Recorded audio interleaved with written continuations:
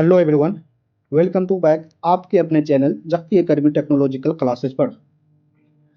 मेरे प्यारे स्टूडेंट, मेरे प्यारे डियर, जैसा कि आप लोगों को मालूम होगा कि क्लास 10th का एग्ज़ाम काफ़ी नज़दीक आ रहे हैं और नज़दीक आने की वजह से कई सारे स्टूडेंट परेशान हैं कि सर कम समय में रहते हुए अपना सिलेबस को कैसे कंप्लीट कवर करें ताकि हमें एग्ज़ाम में अच्छे से अच्छे नंबर प्राप्त हो सके। तो मैं बता दूं मेरे प्यारे स्टूडेंट, मैं वही प्लानिंग को लेकर आया हूं आप लोगों के सामने।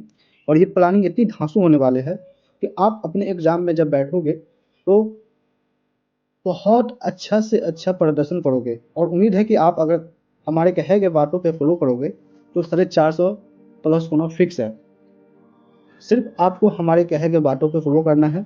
और मैं लास्ट में इस लेक्चर में एक बहुत ही इंपॉर्टेंट चीज़ बताने वाला हूँ कि आप कम समय में रहते हुआ अपनी तैयारी को कैसे बेहतर बना सकते हैं। तो चलिए हम लोग जानते हैं। सबसे पहले आज इस वीडियो में हम लोग साइंस के सिलेबस के बारे में जानेंगे कि साइंस में टोटल कितने चैप्टर होते हैं। सेकेंड पॉइंट, हम ये जानेंगे कि साइंस में बेहतर से बेहतर नंबर कैसे प्राप्त करें। टाइम बहुत कम है लेकिन हम इस सिलेबस को कवर करने का पूरा प्रयास करेंगे। तो चलते हैं, हम अपनी वीडियो को स्टार्ट करते हैं। सबसे पहले साइंस क्या होता है जी, उसके बारे में थोड़ा जानते हैं। तो देखिए मेरे प्यारे स्टूडेंट, आप जो क्लास 10th में अभी करंट में पढ़ाई कर रहे हैं तो आपको एक ही बुक में पूरी फिजिक्स, केमिस्ट्री, बायोलॉजी एक ही बुक में मिलेंगे। वही जब थोड़ा आगे की पढ़ाई करिएगा, मतलब इंटर की पढ़ाई, तो उसमें फिजिक्स का बुक अलग से होगा, केमिस्ट्री का बुक अलग से होगा और बायोलॉजी का बुक अलग से होगा। अब इंटर में जाइएगा, वही थोड़ा आप आगे और जाइएगा, मतलब ग्रेजुएशन कीजिएगा बीएससी, तो उसमें आपको बायोलॉजी दो भाग में डिवाइड हो जाएगा। एक होगा जूलॉजी, एक होता है बोटनी। समझ गए हैं? तो ये सब आगे की बातें, ये सब आपको मालूम चल ही जाएंगे। लेकिन हमको आज अभी समझना है कि साइंस का सिलेबस क्या होता है। तो चलिए हम लोग एक एक करके जानते हैं। सबसे पहले हम लोग जानेंगे कि साइंस होता है क्या। साइंस हमारे डेली लाइफ में जो भी चीज़ को हम देखते हैं, सोचते हैं और विचार करते हैं, फिर लास्ट में जो निष्कर्ष आते हैं उसे हम साइंस कहते हैं। जो रिजल्ट होता है, हम जो नए नए चीज़ का जो डिस्कवर करते हैं वो साइंस के थ्रू ही होते हैं। तो साइंस का मतलब होता है कोई भी चीज़ के पीछे फैक्ट होना चाहिए। अगर उस चीज़ के पीछे फैक्ट नहीं है तो साइंस उसको नहीं मानेगा, है ना। तो उसका प्रूफ होना चाहिए, तो उसी को साइंस साबित करने के लिए, किसी भी चीज़ को साबित करने के लिए साइंस होना काफ़ी इम्पोर्टेंट है। उम्मीद है कि आप लोग साइंस को समझ गए होंगे। तो हम आगे वीडियो में चलते हैं। तो सबसे पहले हम लोग साइंस के बारे में, सिलेबस के बारे में जानते हैं। तो देखिए, आपकी साइंस के बुक में टोटल फिजिक्स होते हैं, केमिस्ट्री होते हैं एंड बायोलॉजी होते हैं। इसमें बायोलॉजी में टोटल 5 चैप्टर होंगे और फिजिक्स में भी टोटल 5 होंगे और केमिस्ट्री में 4 होंगे। ये टोटल चैप्टर मिला के 14 हो जाता है। आपको क्लास 10th में टोटल 14 चैप्टर को पढ़ना होगा। समझ गए होंगे। चलिए, अब हम लोग जानते हैं कि फिजिक्स में टोटल कितने चैप्टर होते हैं, बायोलॉजी में कितने होते हैं, फिर केमिस्ट्री में कितने होते हैं। सबसे पहले हम लोग फिजिक्स के चैप्टर को जानते हैं। फिजिक्स में टोटल कितने चैप्टर होते हैं। फिजिक्स में हमने बताया कि आपकी फिजिक्स में टोटल 5 का 5 चैप्टर पढ़ना होगा। पहला चैप्टर का नाम देखने को मिलेगा रिफ्लेक्शन एंड रिफ्लेक्शन, जिसका हिंदी में अनुवाद करें तो प्रकाश का परावर्तन एंड अपवर्तन।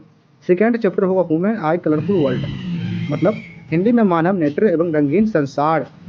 थर्ड चैप्टर क्या देखने को मिलेगा, इलेक्ट्रिसिटी मतलब विद्युत। फोर्थ चैप्टर देखने को मिलेगा magnetic effect and electric current, जैसे हिंदी में कहे तो विद्युत धारा के चुंबकीय प्रभाव।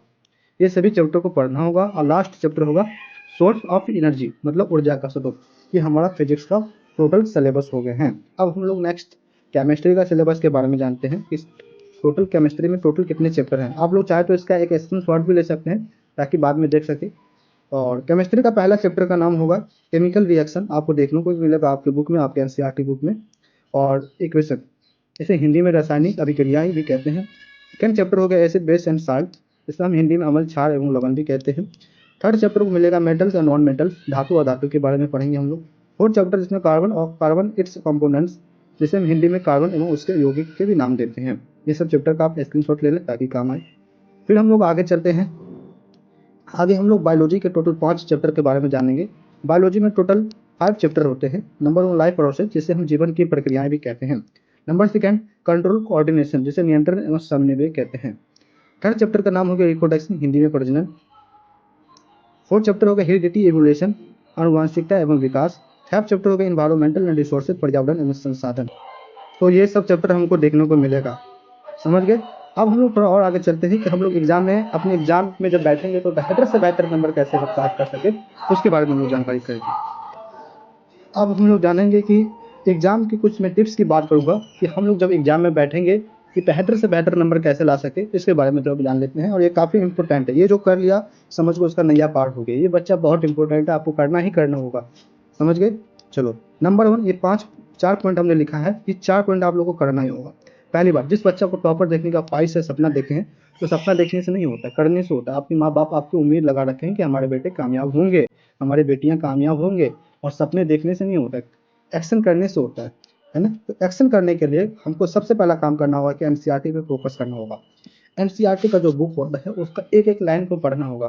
टेंशन नहीं लो, हम करवाएंगे, अभी आगे जाके बात करेंगे। तो पूरी एनसीईआरटी को पढ़ लेना है। क्वेश्चन कहीं से उठ के नहीं आता मेरे भाई, क्वेश्चन आता है एनसीईआरटी से ही, है ना। सेकंड, एनसीईआरटी के आपके बुक में जितने भी डायग्राम हो, नॉमेरिकल्स हो, हालांकि नॉमेरिकल्स ज़्यादा नहीं आते हैं, लेकिन फिजिक्स में एक आध दो देखने को मिल जाएगा। तो डायग्राम और नॉमेरिकल्स ये कर लेना, अच्छे से करना है। डायग्राम तो 5 नंबर का पूछेगा ही पूछेगा और आएगा ही आएगा। नंबर ये सबसे वीवीआई इंपॉर्टेंट, हम इस पर ट्रिपल स्टार लगा रहे हैं। और इस पे ये काफ़ी इंपॉर्टेंट है। नंबर 1, प्रीवियस ईयर के जितने भी क्वेश्चन हो, उस क्वेश्चन को तो छोड़ना ही नहीं भाई। जो छोड़ा वो समझो सबसे बड़ा बेवकूफ़ है। उसको करना है कि आपको कि 1 साल का, मान के चलो आप 26 में अपियर हो रहे हैं, तो 25 का छोड़ के 10 साल जितने भी प्रीवियस सेट है सभी को एक लगा दो, पूरा रट्टा की तरह मार लो भाई। ये आपका नैया पार करेगा। ये जिस बच्चे को 300 प्लस होना है वो प्रीवियस ईयर क्वेश्चन को कर लो, 300 प्लस आराम से हो जाएगा। और जिस बच्चे को बेहतर से बेहतर नंबर लाना हो तो ये पूरा का पूरा फॉलो करना होगा। 4 नंबर जो काफ़ी इंपॉर्टेंट होने वाला है, शॉर्ट नोट बनाना है रिवीजन के लिए आखिरी के टाइम में। मान के चलिए आपके पास शॉर्ट नोट है नहीं, लास्ट में टाइम नहीं है, किसी भी चीज़ को थ्योरी को क्लियरिफाई करना है, तो आप एक शॉर्ट नोट बना लीजिए किसी भी चैप्टर का, और उस शॉर्ट को एग्जाम से 1-2 घंटे पहले या 1 दिन पहले उसको अच्छी तरह से रिवीजन मार लीजिए। ये जिसने भी फॉलो कर लिया तो समझिए उसको एग्जाम में बेहतर से बेहतर रिजल्ट देखने को मिलेगा। 450 प्लस कोई रोक नहीं सकता, ये गारंटी है मेरा भाई, गारंटी है। अब रही बात, बहुत सारे बच्चों को डाउट होते होंगे कि सर हम लोग एनसीईआरटी को पढ़े कैसे, इतना पढ़ेंगे तो अभी टाइम ही नहीं है हमारे पास। तो टेंशन है लो बच्चे, मैं ला रहा हूँ मास्टर क्लास। इस मास्टर क्लास में हम एनसीईआरटी का शॉर्ट नोट पढ़ाएंगे। मतलब एनसीईआरटी में जो आएंगे, जो पॉइंट, जो लाइन पूछे जाते हैं एनसीईआरटी में, वही लाइन लेकर आ रहा हूँ और हूबहू आपके एग्जाम में देखने को मिलेगा। मैं पूरी एनसीईआरटी का निचोड़ ला रहा हूँ, ये नोट बनाया हूँ मैंने, और ये क्लास में 15-16 दिन में कंप्लीट कर दूंगा पूरी की पूरी। मैं नॉमेरिकल्स करवाऊंगा, क्वेश्चन करवाऊंगा, थ्योरी करवाऊंगा, ये सभी एक सिस्टमेटिक पे चलेंगे, है ना।